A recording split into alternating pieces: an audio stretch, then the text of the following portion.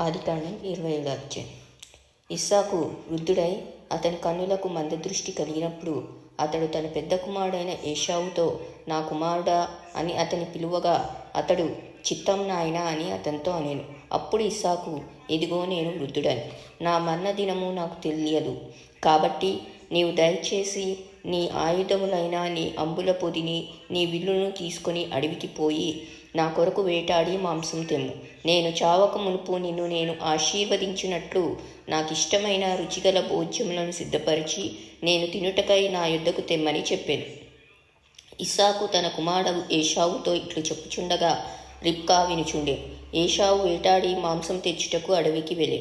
అప్పుడు రిబ్కా తన కుమారుడు యాకోబును చూచి, ఇదిగో నీ తండ్రి నీ అన్నయైన ఏశావుతో, మృతి పొందక మునుపు నేను తిని యెహోవా సన్నిధిని నిన్ను ఆశీర్వదించినట్లు నా కొరకు మాంసం తెచ్చి నాకు రుచిగల భోజ్యములను సిద్ధపరచమని చెప్పగా వింటిని.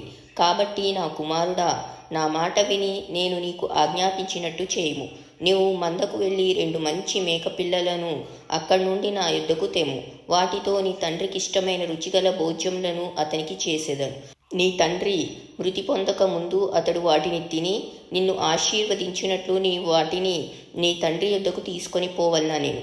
అందుకు యాకోబు, నా సహోదరుడైన ఏశావు రోమం గలవాడు, నేను నున్నని వాడను కదా. ఒకవేళ నా తండ్రి నన్ను తడివి చూచును, అప్పుడు నేను అతని దృష్టికి వంచకుడుగా తోచిన ఎడల నా మీద శాపమే గాని ఆశీర్వాదం తెచ్చుకొననని చెప్పాను. అయినను అతని తల్లి, నా కుమారుడా, ఆ శాపము నా మీదికి వచ్చునుగాక. నీవు నా మాట మాత్రం విని పోయి వాటిని నా యొద్దకు తీసుకొని రమ్మని చెప్పగా అతడు వెళ్ళి వాటిని తన తల్లి యొద్దకు తీసుకొని వచ్చాను. అతని తల్లి తన తండ్రికి ఇష్టమైన రుచిగల భోజ్యములను సిద్ధపరిచాను. మరియు తన జ్యేష్ఠ కుమారుడు ఏశావునకు సొగసైన వస్త్రములు ఇంట తన యొద్ద ఉండెను గనక రిబ్కా వాటిని తీసి తన చిన్న కుమారుడు యాకోబునకు తొడిగించి ఆ మేకపిల్లల చర్మములతో అతని చేతులను అతని మెడ మీద నునుపు భాగమును కప్పి తాను సిద్ధపరిచిన రుచిగల భోజ్యములను రొట్టెను తన కుమారుడు యాకోబు చేతికియ్యగా అతడు తన తండ్రి యొద్దకు వచ్చి నా తండ్రి అని పిలువగా అతడు, ఏమి నా కుమారుడా, నీవెవరు అని అడిగాను. అందుకు యాకోబు, నేను ఏశావు అని నీ జ్యేష్ఠ కుమారుడను. నీవు నాతో చెప్పిన ప్రకారం చేసి ఉన్నాను. నీవు నన్ను దీవించుటకై దయచేసి లేచి కూర్చుండి నేను వేటాడి తెచ్చిన దాన్ని తినుమని. అప్పుడు ఇస్సాకు, నా కుమారుడా, ఇంత శీఘ్రంగా అది నీకెట్లు దొరికెనని అడుగగా అతడు, నీ దేవుడైన యెహోవా నా ఎదుటికి దాన్ని రప్పించుట చేతనే అని చెప్పాను. అప్పుడు ఇస్సాకు, నా కుమారుడా, నీవు ఏశావను నా కుమారుడువో కావదో నేను నిన్ను తడివి చూచేదను దగ్గరకు రమ్మని చెప్పాను. యాకోబు తన తండ్రి అయిన ఇస్సాకు దగ్గరికి వచ్చినప్పుడు అతడు అతని తడివి చూచి, స్వరము యాకోబు స్వరము గాని చేతులు ఏశావు చేతులే అనెను. యాకోబు చేతులు అతని అన్నయైన ఏశావు చేతుల వలె రోమము గలవైనందున ఇస్సాకు అతన్ని గుర్తుపట్టలేక అతన్ని దీవించి, ఏశావు అను నా కుమారుడవు నీవేనా అని అడుగగా యాకోబు నేనే అనెను. అంతటా అతడు, అది నా యుద్ధకు తెమ్ము, నేను నిన్ను దీవించున్నట్లు నా కుమారుడు వేటాడి తెచ్చిన తిందుననెను.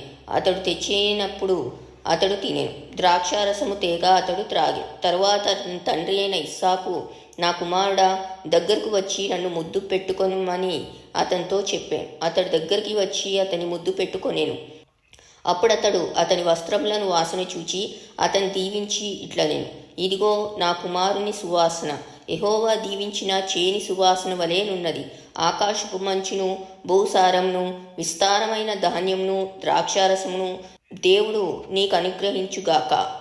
జనములు నీకు దాసులగుదురు, జనములు నీకు సాగిలపడుదురు. నీ బంధుజనులకు నీవు ఏలికవై ఉండుము. నీ తల్లి పుత్రులు నీకు సాగిలపడుదురు. నిన్ను శపించువారు శపింపబడుదురు, నిన్ను దీవించువారు దీవింపబడుదురు గాక.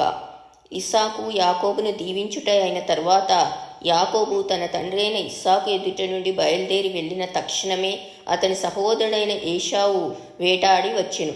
అతడును రుచిగల భోజ్యములను సిద్ధపరిచి తన తండ్రి యొద్దకు తెచ్చి, నా తండ్రి నన్ను దీవించినట్లు లేచి నీ కుమారుడు వేటాడి తెచ్చిన దాన్ని తినుమని తన తండ్రితో అనెను.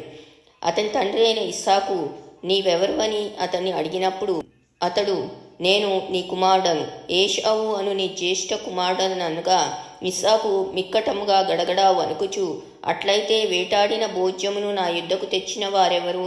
నీవు రాకమునుపు నేను వాటన్నింటిలో తిని అతనిని నిజముగా దీవించి తిని, అతడు దీవింపబడిన వాడే అనెను. ఏశావు తన తండ్రి మాటలు వినినప్పుడు దుఃఖాక్రాంతుడై పెద్ద కేక వేసి, ఓ నా తండ్రి, నన్నును దీవించుమని తన తండ్రితో చెప్పాను. అతడు, నీ సహోదరుడు కపటోపాయంతో వచ్చి నీకు రావలసిన దీవెన తీసుకొని పోయాను. ఏశావు యాకోబు అని పేరు అతనికి సరిగానే చెల్లినది. అతడు నన్ను ఈ 2 మార్లు మోసపుచ్చెను, నా జ్యేష్ఠత్వము తీసుకొనెను. ఇదిగో ఇప్పుడు వచ్చి నాకు రావలసిన దీవెనను తీసుకొనేనని చెప్పి నా కొరకు మరి ఏ దీవెనయు మిగిల్చి ఉండలేదా అని అడిగాను. అందుకు ఇస్సాకు, ఇదిగో అతని నీకు ఏలికనుగా నియమించి అతని బంధుజనులందరినీ అతనికి దాసులుగా ఇచ్చి తిని, ధాన్యమును ద్రాక్షారసమును ఇచ్చి అతని పోషించి తిని గనుక నా కుమారుడా, నీకేమి చేయగలనని ఏశావుతో ప్రత్యుత్తరమియ్యగా, ఏశావు, నా తండ్రి, నీ యొద్ద ఒక్క దీవెనయే ఉన్నదా? నా తండ్రి, నన్ను కూడా దీవించుమని తన తండ్రితో చెప్పి ఏశావు ఎలుగెత్తి ఏడువగా, అతని తండ్రి అయిన ఇస్సాకు, నీ నివాసం భూసారం లేకయు పైనుండి పడు ఆకాశపు మంచు లేకయూ ఉండును.